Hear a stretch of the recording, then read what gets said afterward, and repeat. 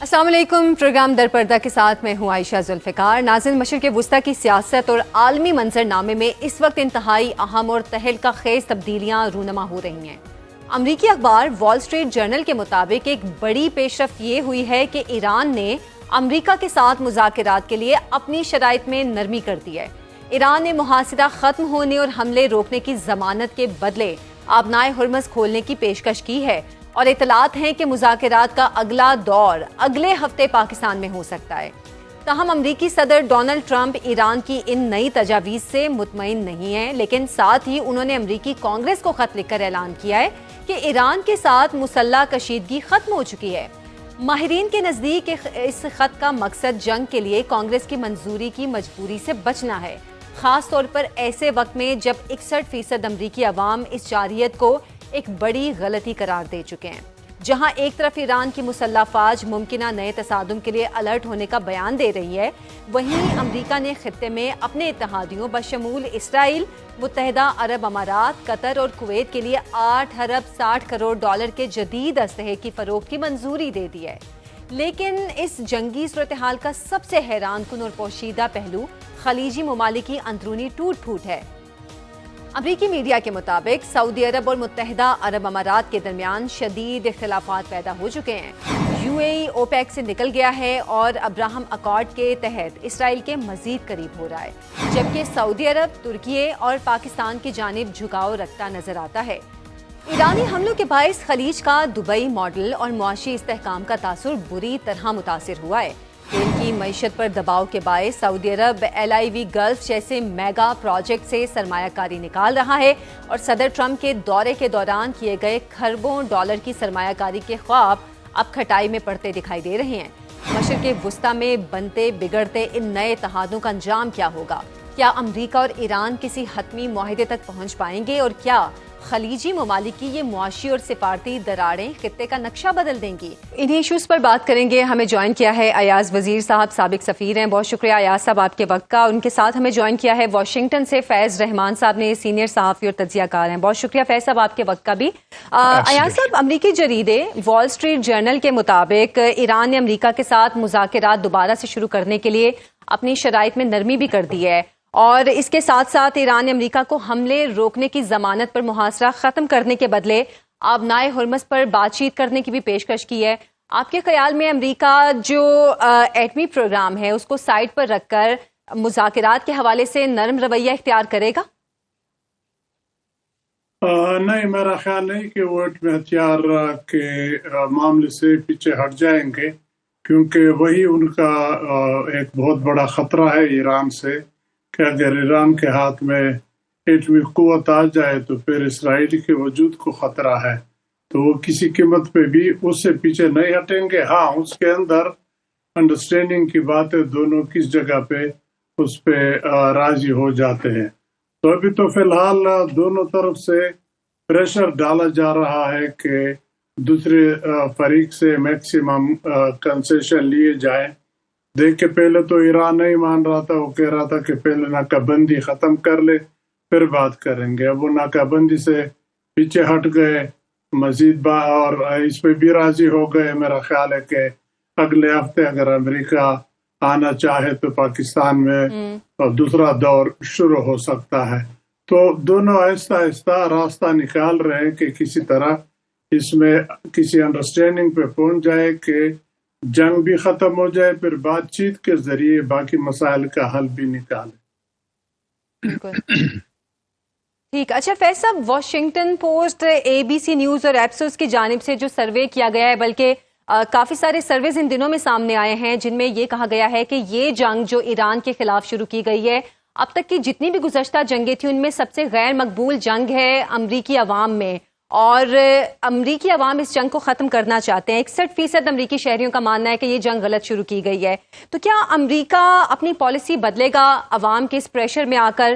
حالانکہ گزشتہ جنگوں میں بھی ہم نے دیکھا کہ امریکہ نے ان جنگوں کو اختتام تک پہنچایا، چاہے وہ اس میں جیتا یا ہارا. جی بہت بہت شکریہ Ayesha, good to be back on your show. دیکھیے، اسی سوال میں ایکچولی آپ کا جواب بھی ہے کہ جو گزشتہ بڑی بڑی جنگیں ہوئی ہیں، ویتنام، کوریا، افغانستان، عراق، ان تمام جنگوں میں تمام تر غیر مقبولیت کے باوجود جو صدور اس وقت رہے، جو پارٹیز اس وقت پاور میں تھیں، وہ انہوں نے دے اسٹیڈ دا کورس. انہوں نے اس جنگ کو ایک جیسے بھی غلط یا صحیح ایک منطقی انجام تک پہنچایا. افغانستان میں آپ نے دیکھا کہ وہ ایک 21-22 سال بعد نکلے، لیکن ایک ایبرپٹ اس میں وڈرال تھا.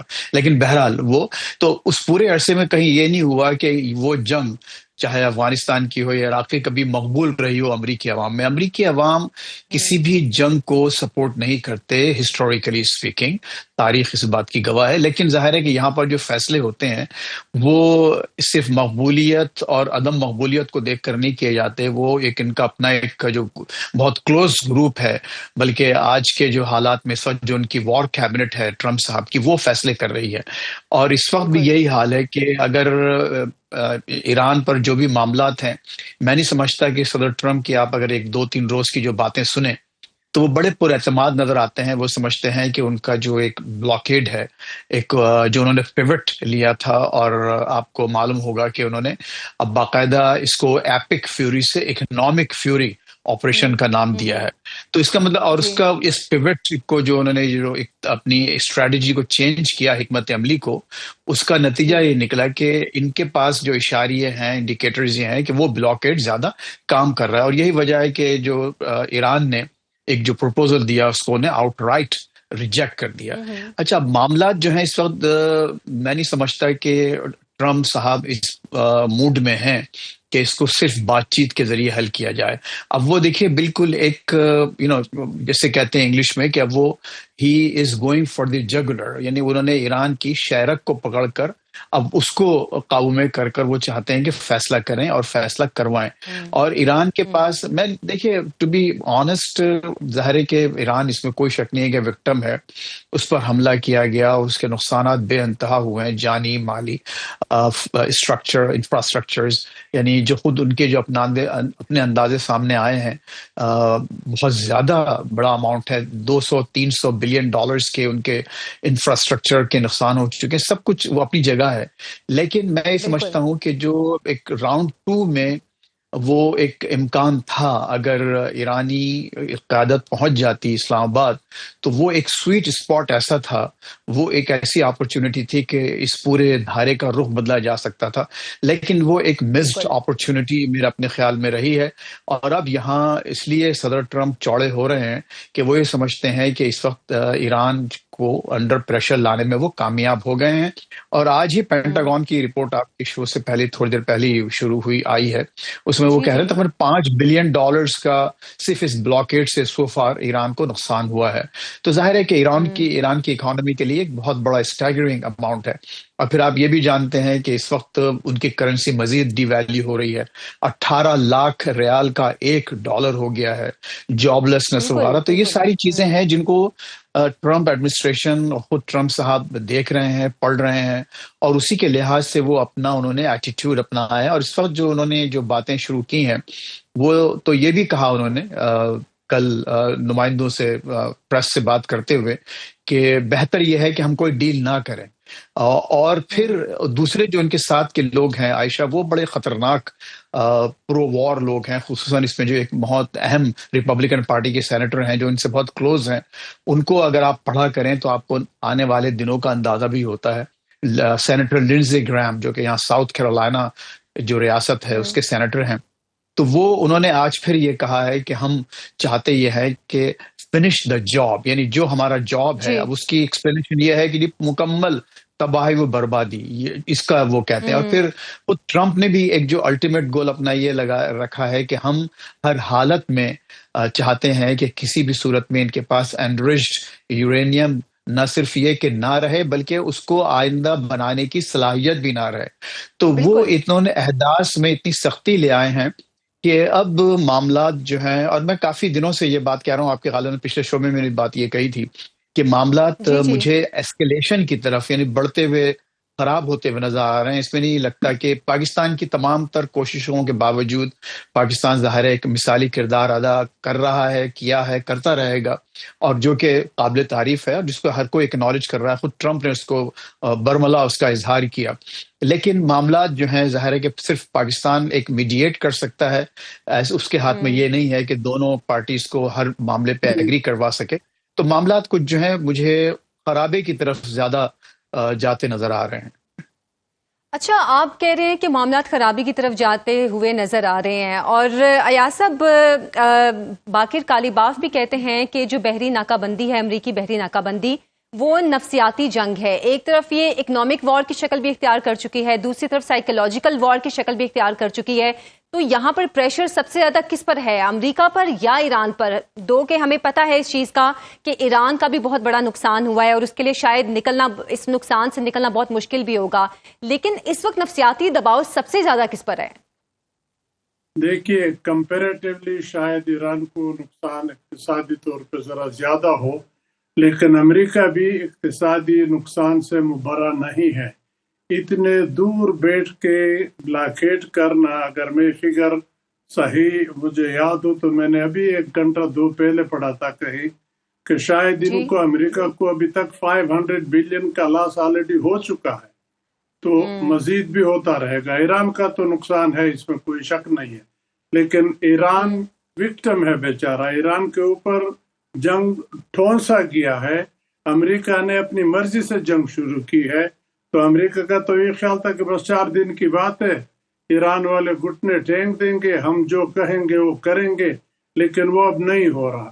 اب یہ سب سے بڑا ہتھیار تھا ان کے پاس کہ نیول بلاکیٹ کر لے، وہ بھی کر لیا. اب اس کے کتنے دن ہو گئے، پھر بھی ایران نے گھٹنے نہیں ٹیکے.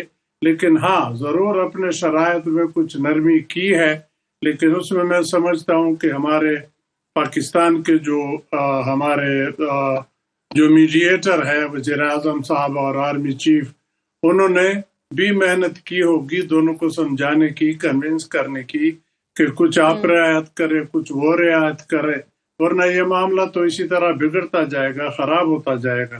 ٹرمپ صاحب پریشر ڈالیں گے ضرور، اس میں کوئی شک نہیں، دھمکیاں دیتے ہیں، باتیں بھی کرتے ہیں، لیکن اس کی کون سی، وہ کیا کہتے ہیں، اونٹ رے اونٹ تیری کون سی کل سیدھی. اب آپ اس پہ وہ یاد آیا جب کنگ چارلز گئے تھے امریکہ کو، وہاں پہ جو ٹرمپ صاحب رائل پروٹوکول کو توڑ کے کوئین کے سامنے لوگوں سے ہاتھ میں لا رہا ہے، اس کو پیچھے چھوڑ کے، تو اس پہ تو کوئی اس طرح اعتبار نہیں ہے کہ وہ اب کیا کہتا ہے، کل کیا کہے گا، کل کیا کہا ہے، پرسوں کیا کہے گا. اب یہ دوسری بڑی امپورٹنٹ بات بھی نہ بھولیے کہ اب وہ 14 تاریخ کو چین جا رہا ہے، اور چین چین کا ایران کے ساتھ بہت ہی زیادہ مفادات وابستہ ہے، خاص کر 70% آئل تو چین کا ایران سے آ رہا ہے. تو کب تک چین یا روس جو بڑی طاقتیں ہیں اس ریجن کے، وہ کب تک یہ نیول بلاکیٹ برداشت کریں گے؟ کیونکہ نیول بلاکیٹ سے ہم سب متاثر ہو رہے ہیں. اب یہاں دیکھیں، ایک طرف چین والا معاملہ بھی آپ صحیح کہہ رہے ہیں ایاز صاحب، لیکن فیض صاحب دوسری جانب ہم ایک اور بھی معاملہ دیکھ رہے ہیں کہ اس تمام کشیدہ صورتحال کے بیچ میں امریکہ مڈل ایسٹ کنٹری کو $8.6 بلین کا اسلحہ بیچ رہا ہے. اس تمام صورتحال کو کس طرح دیکھا جا رہا ہے؟ کیا فیس سیونگ کہ امریکہ نے جو جنگ شروع کی اس کے بدلے جو نقصان ہوا، اس نقصان کا کہیں نہ کہیں فائدہ اب وہ اسلحہ بیچ کر بھی لے رہا ہے، یا پھر اکانومی کو سہارا دینے کے لیے یہ تمام تر معاملات کیے جا رہے ہیں؟ جی دیکھیے، بالکل آپ نے صحیح طرف اشارہ کیا، اور میں اس سے پہلے ایاز صاحب نے بڑی اچھی باتیں کی ہیں.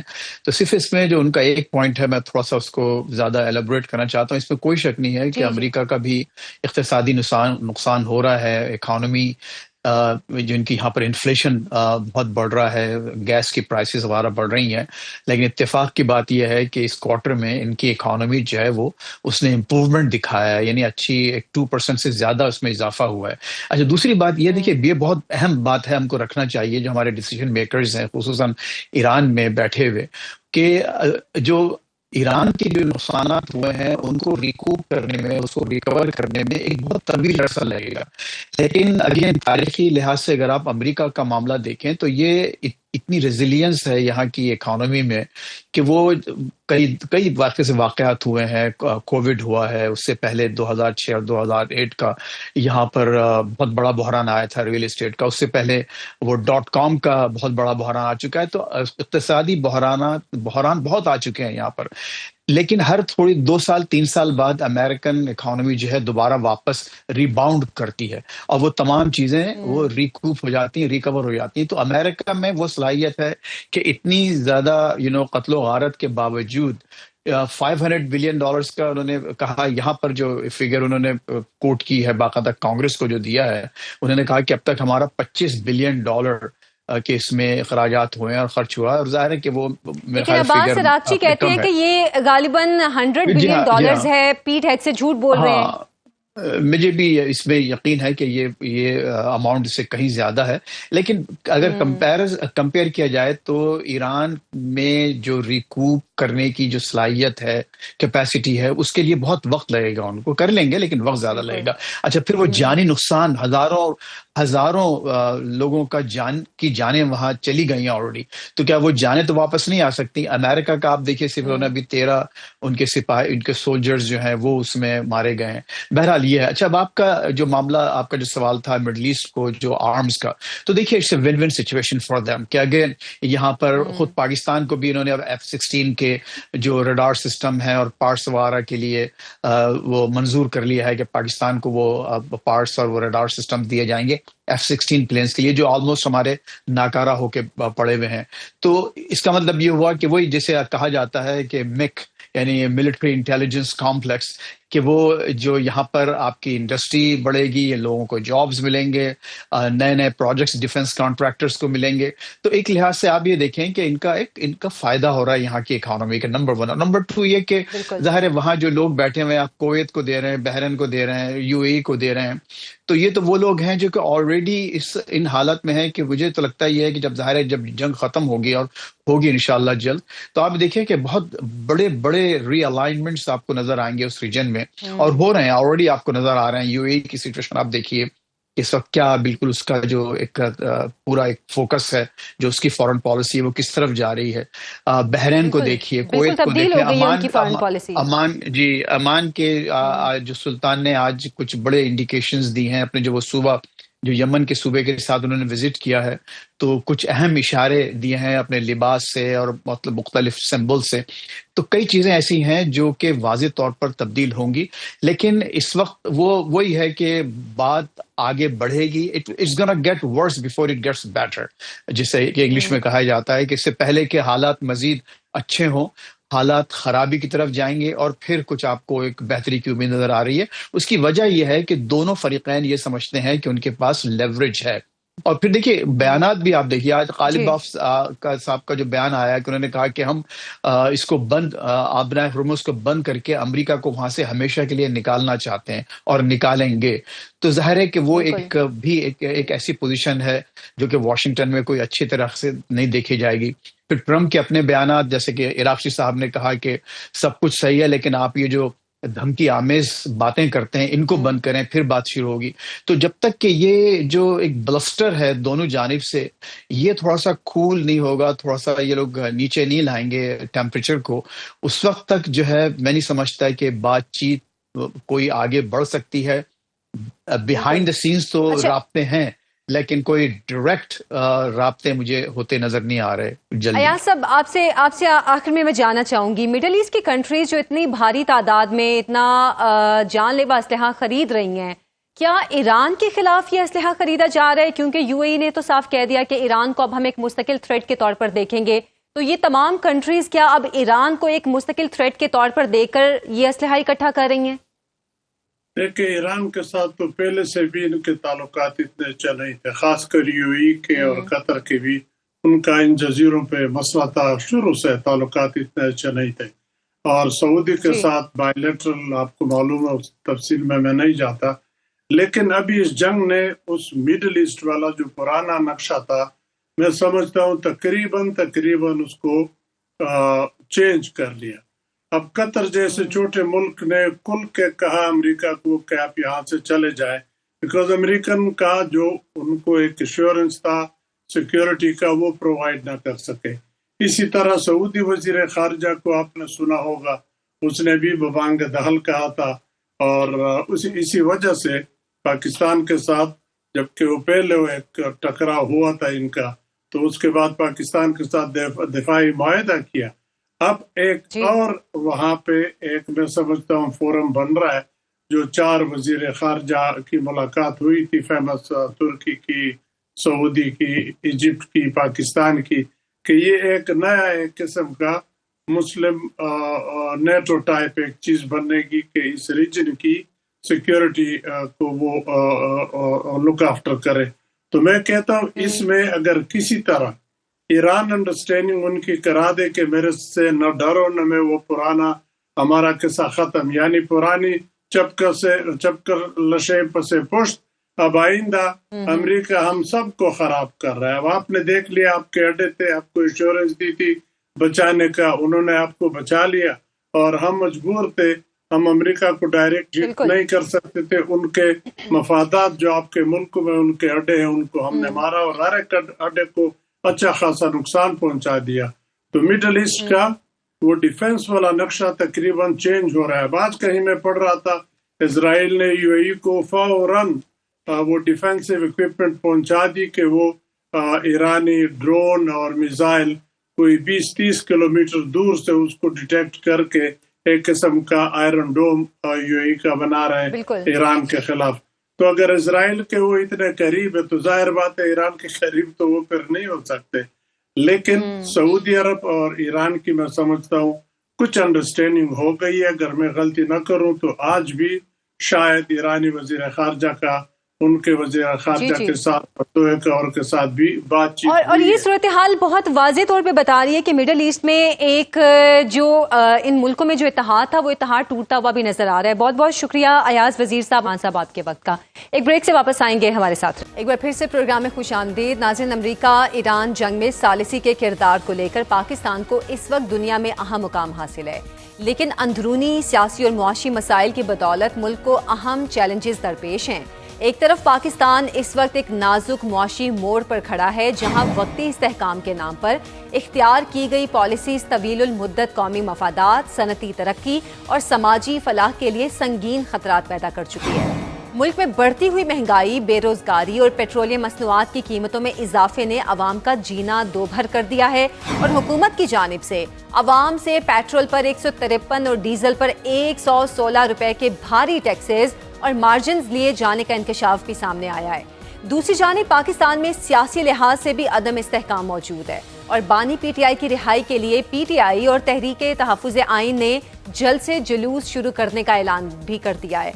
अब यहाँ ये सवालात जन्म देते हैं कि मुल्क को मुआशी मसाइल से बाहर निकालने के लिए किन इक़दामात की ज़रूरत है। मुल्क के वसी तर मफाद में तमाम सियासी जमातें एक प्लेटफॉर्म पर क्यों यकजा नहीं हो सकती और मुल्क में सियासी इस्तेहकाम के लिए हुकूमत बड़ेपन का मुजाहिरा करते हुए अपोजिशन के साथ बातचीत में पहल क्यों नहीं कर सकती। इन मामलात पे बात करेंगे। हमें ज्वाइन किया है वजीर आजम के कोऑर्डिनेटर इख्तियार वली खान साहब ने और नईम हैदर पंजूदा साहब पीटीआई रहनुमा। बहुत शुक्रिया आप दोनों के वक्त का। इख्तियार साहब, सबसे पहले आपसे मैं जानना चाहूंगी, आलमी सतह पर हुकूमत की भी पजीराई हो रही है, पाकिस्तान की सिफारतकारी की तारीफ भी हो रही है, लेकिन अंदरूनी मामलात में हमें क्या हो गया है? ना हम सियासी मामलात में दुरुस्त समत में जा रहे हैं और ना महंगाई के मामलात में हालात कंट्रोल में आ रहे हैं। क्या वजह है? बिस्मिल्लाहिर्रहमानिर्रहीम। बहुत शुक्रिया आयशा जुल्फिकार।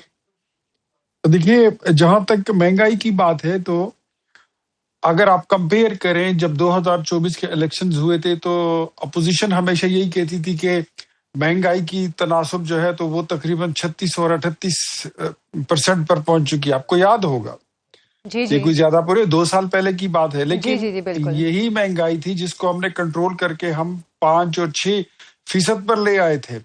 लेकिन इस वक्त जो इसमें राइज आई है, ये तो बड़ी अंडरस्टूड बात है कि ये जो हालात हैं ये तो हमारे पड़ोस में जंग लगी हुई है, और ये सिर्फ जंग नहीं है, ये 2 मुल्कों की जंग नहीं, ये तीसरी जंग अजीम थी। उसको रोकने का सहरा भी पाकिस्तान को मिल रहा है। जो उस पर सफारतकारी हुई है उस पर भी इज्जत और वकार में इजाफा पाकिस्तान का हुआ है, पाकिस्तानी पासपोर्ट का हुआ है, जो ओवरसीज पाकिस्तानी है वो बड़े धड़ल्ले से लोगों को कहते हैं कि वी आर पाकिस्तानीज, अपना पासपोर्ट जो है वो बड़े शौक से और ज़ौक से दिखाते हैं। जहां तक चीजें आपने पूछा कि मुल्क में तो हमारे दरवाजे सबके लिए खुले हैं। अपोजिशन के लिए तो हमारे प्राइम मिनिस्टर ने लास्ट टाइम खुद ही जो इनको मुज़ाकरात की दावत दी थी, तो उसके बाद इनको कह दिया था कि स्पीकर की सरबराही में मुज़ाकरात की कमेटी भी बना दी, तो अगर ये लोग आना चाहे तो आओ, तो रस्ते हजार वरना बहाने हजार, वो इनकी मर्जी। सही। तो नईम हैदर साहब से पूछ लेते हैं। नईम साहब, वो इख्तियार साहब कह रहे हैं आना चाहो तो रस्ते हजार। बहुत शुक्रिया, बड़ी नवाजिश आपने मौका दिया।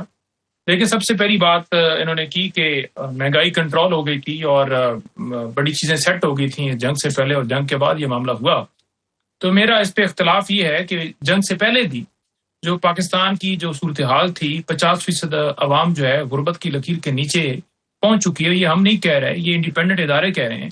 तमाम जो सर्वे हैं उनके अंदर 21 साल की बुलंद तरीन सतह के ऊपर बेरोजगारी, कुव्वत खरीद के अंदर जो 41 साल का रिकॉर्ड है वो टूटा, 48 साल का इतनी कम हुई, और इसी तरह सरमायाकारी के अंदर 41 साल का रिकॉर्ड टूटा, यानी 0% सरमायाकारी 2-2.5 सालों के अंदर हुई, जो कि बड़ी बड़ी बातें की जा रही थी कि सरमायाकारी आएगी, सरमायाकार आ रहे हैं, हमने इतने MOU साइन कर लिए, लेकिन किसी एक जगह पर दिखा दें कि सरमायाकारी हुई है।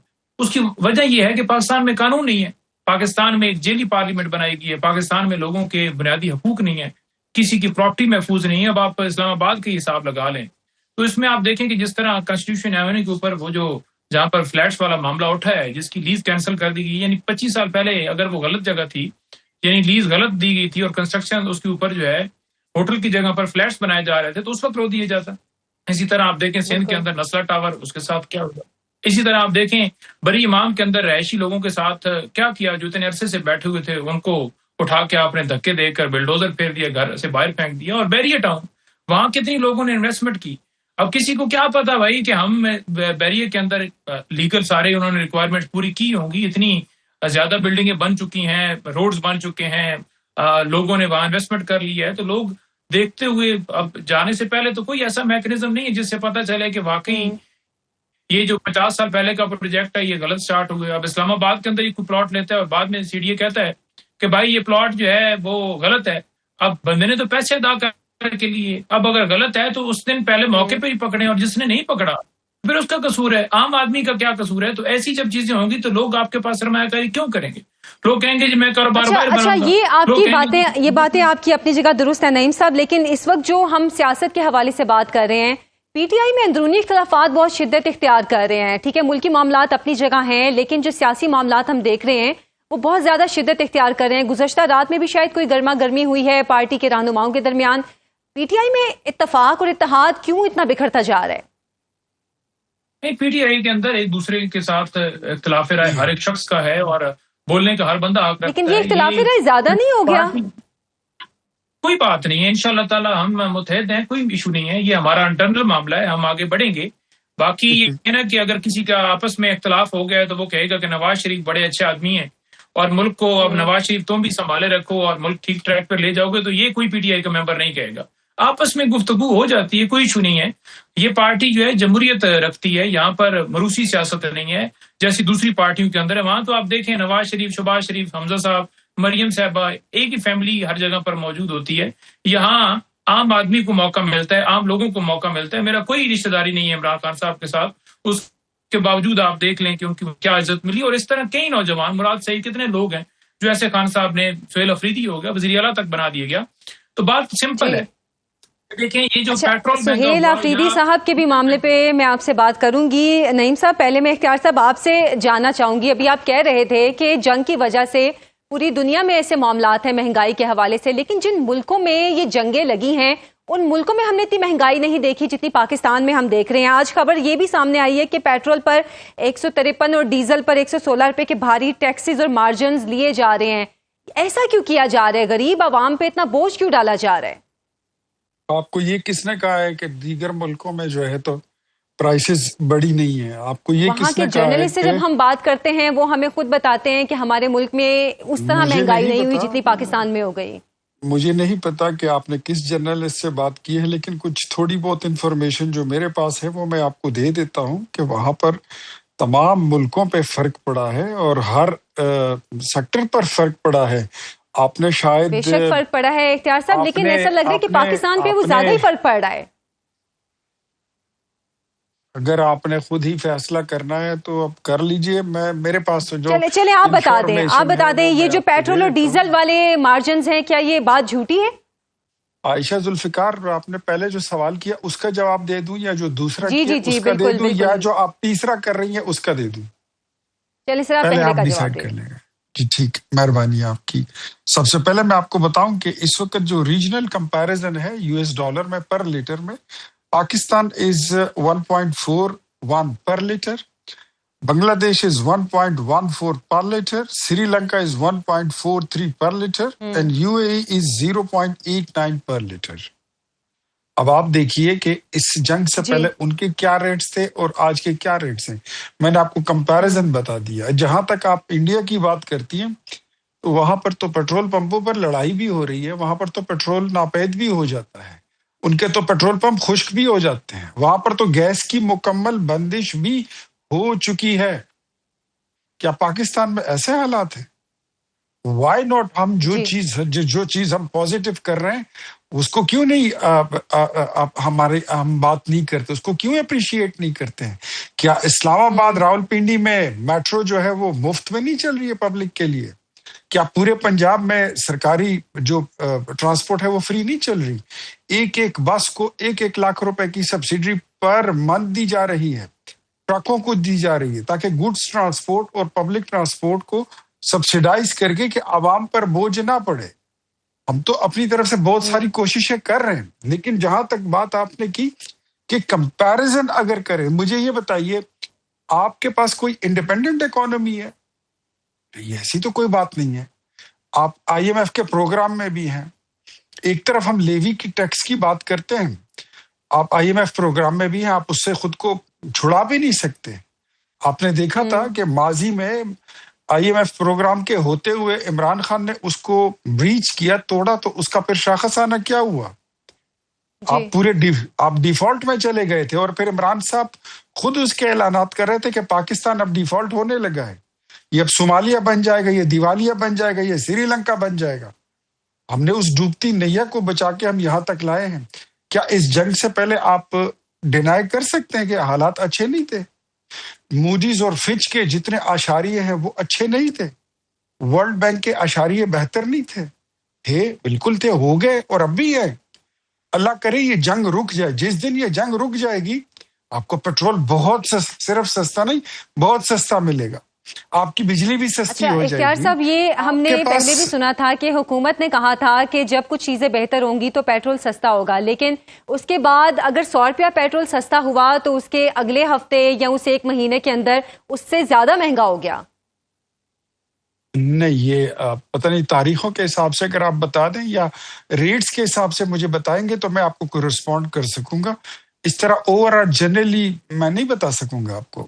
اب جنرلی سوال کریں گے تو جنرلی میں آپ کو یہی کہوں گا کہ کیا پیٹرولیم پروڈکٹس آپ اپنے ملک میں پیدا کرتے ہیں؟ پیٹرولیم پروڈکٹس تو وہاں سے آتے ہیں، جہاں سے آتے ہیں وہیں پہ آگ لگی ہوئی ہے، ادھر ہی جنگ ہے. تیسری جنگ عظیم ہے.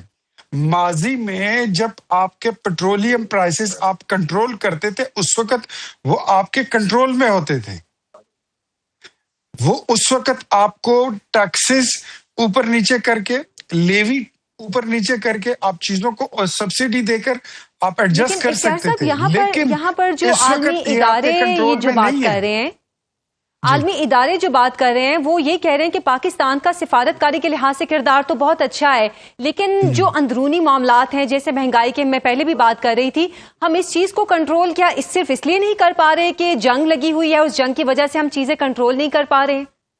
ڈیفینیٹلی اگر پیٹرولیم پرائسز مہنگی ہو جاتی ہیں تو آپ کے کرائے بڑھ جاتے ہیں، آپ کی بجلی کی جنریشن جو ہے وہ مہنگی ہو جاتی ہے. پچھلے دن یہ جو بجلی کا شارٹ فال آیا تھا، کیوں آیا تھا؟ बिकॉज फर्नेस ऑयल आपके पास कुछ था नहीं, और जो था वो इंतहाई महंगा था, तो चीजों को कंटिन्यू करना जो था वो बड़ा मुश्किल था। और फर्नेस ऑयल से बिजली पैदा करना जो है वो इंतहाई महंगा एक काम है। तो अच्छा, आपकी पन बिजली जो है उसकी पैदावार कम हो गई थी, थर्मल से आप बना नहीं सकते थे। दूसरे जो आपके प्लांट्स हैं जो गैस से चलते हैं, आपकी गैस इतनी थी नहीं कि आप रेजिडेंशियल और डोमेस्टिक कंज्यूमर्स को छोड़कर तो उससे आप सोलर पे पावर भी तो टैक्सेस जनरेशन लगा करें। दिए ना, अगर सोलर बना रहे हैं तो उस पे भी तो टैक्सेस लगा दिए हैं, जो एक रिलीफ था सोलर की शक्ल में लोगों के पास, वो भी रिलीफ खत्म हो गया। नहीं, मेरे ख्याल में हमें गलत बात नहीं करनी चाहिए। 25 किलो वॉट एक घर के लिए सबसे बड़ी चीज होती है, उस पे कोई टैक्स न लगा था न है, इस तरह की बात थी ही नहीं। बट उसको सिर्फ एलॉबोरेट करना था, नेपरा ने किया।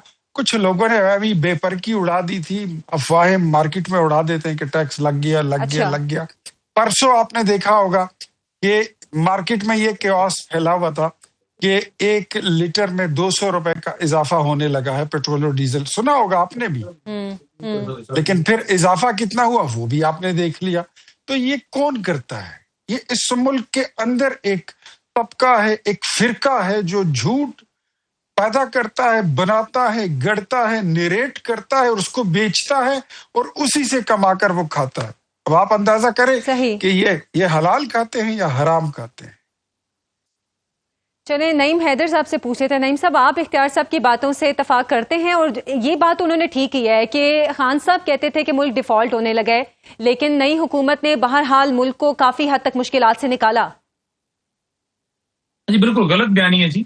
इमरान खान के दौर के अंदर 6+ GDP थी, जब एक रजीम चेंज ऑपरेशन अमेरिका की गुलामी करते हुए उन्होंने मंडियां लगाकर और इमरान खान साहब को जो है गैर आईनी तरीके से घर भिजवाया, और वो सारी दुनिया ने देखा कि आज पाकिस्तान इसको मुआवजा भुगत रहा है। अब आप देखें कौन सी दूध की नहरें जो है उन्होंने बहा दी, कौन सी पाकिस्तान के अंदर महंगाई कंट्रोल हो गई। ये तो नारे मारते थे कि 6 महीनों के अंदर हम यूं कर देंगे। कौन सा पेट्रोल नीचे आ गया, कौन सा डीजल नीचे आ गया, कौन सा जो है बिजली की कीमत नीचे आ गई, कौन सा लोग जो हैं उनके रोजगार के अंदर इजाफा हुआ, कौन से बच्चे आपके जो अभी भी 2.5 करोड़ पूरे पाकिस्तान में जो है वो स्कूलों से बाहर हैं, जिनको स्कूलों के अंदर तालीम हासिल करने का मौका मिल गया। शराफानगी के अंदर कमी आ गई, और पाकिस्तान के अंदर जो है वो सरमायाकारी और बड़ी बेहतरीन तरीके से जो है मैशत भी चल पड़ी और अमन भी कायम हो गया, दहशत गर्दी भी कंट्रोल हो गई और सारी चीजें हो गई।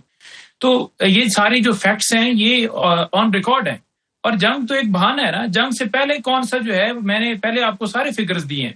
150 पे पेट्रोल था जब इमरान खान साहब की हुकूमत थी, उस वक्त जो आलमी मंडी के अंदर रेट था, अब की जो कीमत है आलमी मंडी की उससे जो है वो अभी भी कम है। उस वक्त ज्यादा था और इमरान खान साहब ने 150 पर किया हुआ था, तो उस वक्त ये कहते थे कि पेट्रोल महंगा है तो वजीर आजम चोर होता है। आज ये नहीं कहेंगे, क्योंकि आज जहरी बात है, सीट है, कुर्सी, इक़्तिदार है, पैसा बना रहे हैं। तो इमरान खान साहब ने ऐलान करते हुए कहा था कि हम तमाम तरह के टैक्सेस, लीवी, हर चीज खत्म कर रहे हैं कि अवाम को फायदा हो। IMF के मुआहदे तो उस वक्त भी थे।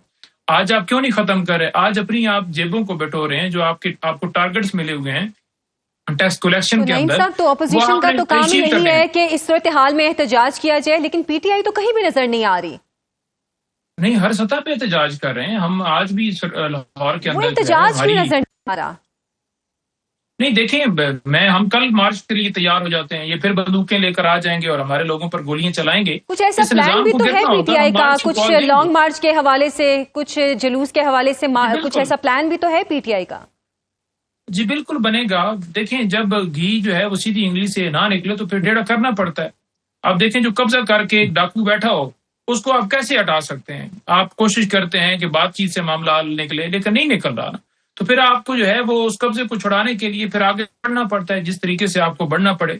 अब आप देखें ना, पेट्रोल और डीजल की कीमतों से जितनी जो चीजें हैं जरूरियात जिंदगी की, उनके ऊपर कितना असर पड़ा है। आज आप देखें सब्जियां कहाँ पर पहुंच गई हैं, आज आप देखें जो है कंस्ट्रक्शन कहाँ पे पहुंच गई है, किसी ने घर बनाना है वो नहीं बना सकता, बच्चों की फीसें हैं, बिजली के बिल हैं, इससे पहले भी नहीं अदा कर पा रहे थे। ये जंग तो बाद में आई, जंग से पहले भी यही सूरत हाल थी कि लोग जो है वो 2 वक्त के खाने से मामला तो हम बहुत शुरू से सुन रहे हैं नईम साहब के, बिजली के बिल, फीसें, घर बनाना, ये सब मामलात मेरा ख्याल है कि جب سے ہم نے بھی ہوش سنبھالا تب سے سن رہے ہیں کہ مہنگائی اتنی ہے، ملک نازک موڑ سے گزر رہا ہے، تو بہرحال ابھی بھی ملک نازک موڑ سے ہی گزر رہا ہے. آپ دونوں کا بہت بہت شکریہ. کیار ولی خان صاحب آپ کا بھی، نعیم ہے صاحب کا بھی. پروگرام سے مجھے اجازت دیں. اللہ حافظ.